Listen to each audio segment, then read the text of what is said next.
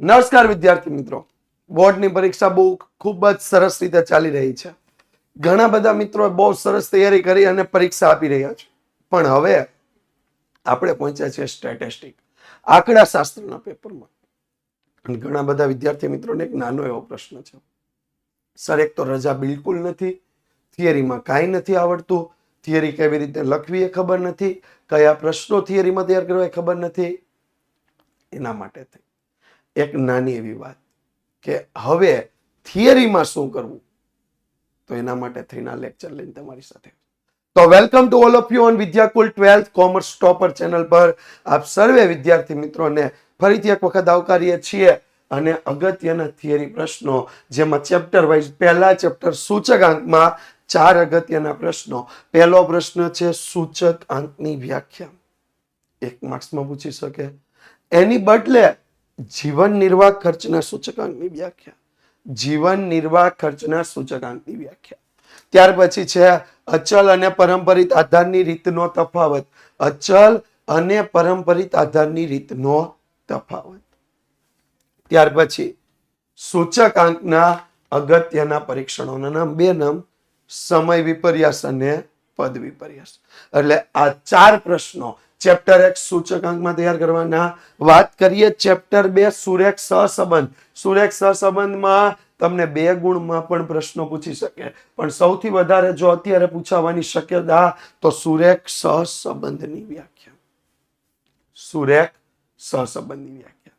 બીજો પ્રશ્ન છે સહસંબંધાંકની વ્યાખ્યા. યાદ રાખજો, સુરેખ સહસંબંધ અને સહસંબંધાંક બંને અલગ અલગ છે.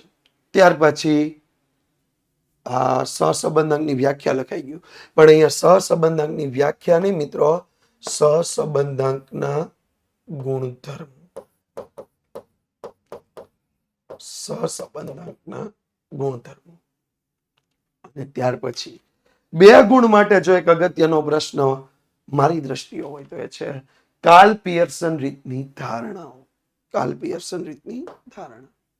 ચેપ્ટર 3 સુરેખ નિયત સંબંધની વાત કરીએ તો સુરેખ નિયત સંબંધની વ્યાખ્યા, નિયત સંબંધાંકના ગુણધર્મો અને નિયત સંબંધ રેખા હંમેશા કયા બિંદુમાંથી પસાર થાય છે. 3 ગુણ માટે અગત્યનો પ્રશ્ન.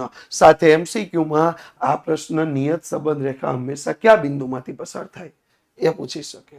ત્યાર પછી નાનો એક એસક્યુમાં પૂછી શકે અંદાજીકરણની ત્રુટિ એટલે શું.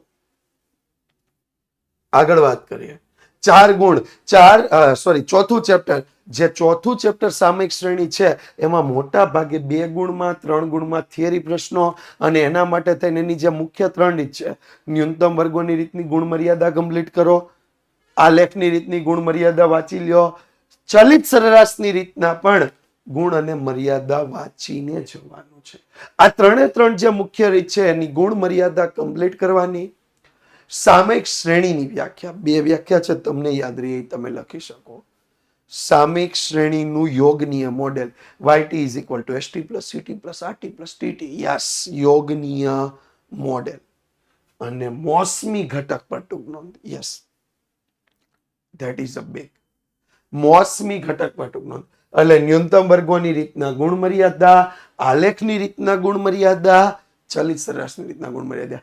આમાંથી 6 માંથી કોઈ પણ 1 કે 2 હશે, ફિક્સ છે.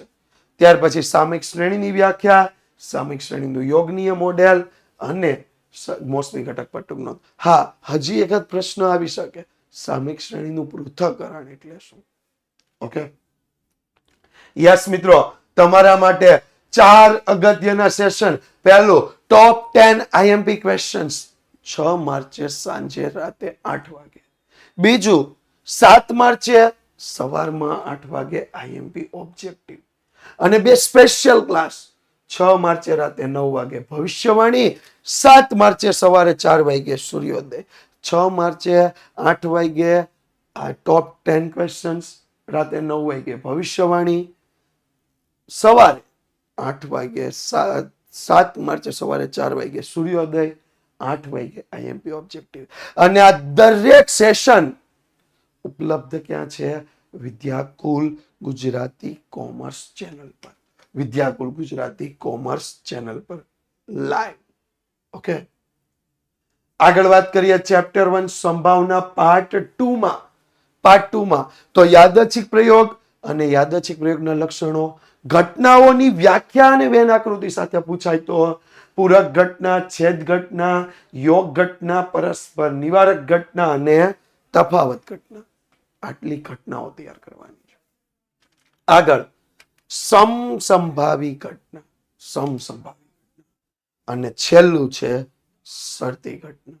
આ ઘટનાઓ તમારે યાદ રાખવાની છે કારણ કે 1 માર્ક્સ અને 3 ગુણમાં જ્યારે પૂછાય તો કોઈ પણ 3 ને એક સાથે લઈ આવી રીતે ઘટનાઓ પણ પૂછી શકે છે. આવી રીતે એ ઘટનાઓ પણ પૂછી શકે છે. આગળ વાત કરીએ ચેપ્ટર 2 યાદચ્છિક ચલ અને અસતત સંભાવના વિતરણ. યાદચ્છિક ચલ અને અસતત સંભાવના. તો અસતત યાદચ્છિક ચલની વ્યાખ્યા મિત્રો, અસતત યાદચ્છિક ચલની વ્યાખ્યા, એની સાથે સાથે બર્નોલી પ્રયત્નોની વ્યાખ્યા, બર્નોલી પ્રયત્નના ગુણધર્મ, દ્વિપદી વિતરણના ગુણધર્મ. આની સાથે એકાદ પ્રશ્ન કદાચ એવો પણ પૂછી લે, અસતત સંભાવના વિતરણમાં મધ્યક વિચરણની સંજ્ઞાઓ સમજાવો. ઓકે, તો ચેપ્ટર 2 યાદચ્છિક ચલ, અસતત સંભાવના વિતરણ. ચેપ્ટર 3 પ્રામાણ્ય વિતરણ. મોટા સવાલમાં નો થિયરી, 4 ગુણમાં ક્યાંય થિયરી નથી પૂછાતી, પણ પ્રમાણિત પ્રામાણ્ય વિતરણના ગુણધર્મ, પ્રામાણ્ય વિતરણના ગુણધર્મ, પ્રામાણ્ય વિતરણનું સંભાવના ઘટકો વિધેય. આ ખાસ કરવા જરૂરી કારણ કે એમસીક્યુ અને એસક્યુ માટે. બીજું ખાસ નાની એવી નોંધ આપી દો, દ્રષ્ટિહીન બાળકો માટે પ્રમાણિત પ્રામાણ્ય વિતરણના ગુણધર્મ કે પ્રામાણ્ય વિતરણના ગુણધર્મ, આ એક પ્રશ્ન હશે અને હશે જ. ઓકે, એટલે આને ખાસ તૈયાર કરી રાખજો. આગળ વાત કરીએ ચેપ્ટર 4 લક્ષ. બહુ આસાન આપ્યું છે. લક્ષમાં એક તો વિવૃત અંતરાલની વ્યાખ્યા કરીને જાવી, કારણ કે થોડી કટપટી છે, થોડી સમજવા જેવી. એટલે વિવૃત અંતરાલની વ્યાખ્યા ખાસ પૂછે છે મિત્રો. બીજી એક બાબત ખાસ, x ટેન્ડ્સ ટુ a નો અર્થ, x ટેન્ડ્સ ટુ 0 નો અર્થ. આ બે અર્થ 2 ગુણમાં પૂછી શકે ને 1 ગુણમાં પૂછી શકે. લખવા કેટલા એ આપણા પર. એટલે x tends to a, x tends to 0 નો અર્થ સમજાવો. ત્યાર પછી 2 અગત્યના કાર્ય નિયમો, ગુણાકારનો કાર્ય નિયમ, લક્ષનો અને લક્ષનો ભાગાકારનો કાર્ય નિયમ. આ 2 અગત્યના કાર્ય નિયમો પણ તૈયાર કરવા. એટલે 4 વસ્તુ આવી, વિવૃત અંતરાલ, x ટેન્ડ્સ ટુ a નો અર્થ, x ટેન્ડ્સ ટુ 0 નો અર્થ, ગુણાકાર અને ભાગાકારનો કાર્ય નિયમ. જો આગળ વધીએ ચેપ્ટર 5 વિકલન. આપણા આખા સ્ટેટનું છેલ્લું ચેપ્ટર.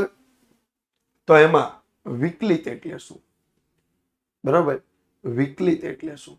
અને આની જગ્યાએ બીજો એક પ્રશ્ન પણ તમને એડ કરાવી દઉં, નહીં કદાચ પૂછી લીધો, વિકલનની વ્યાખ્યા.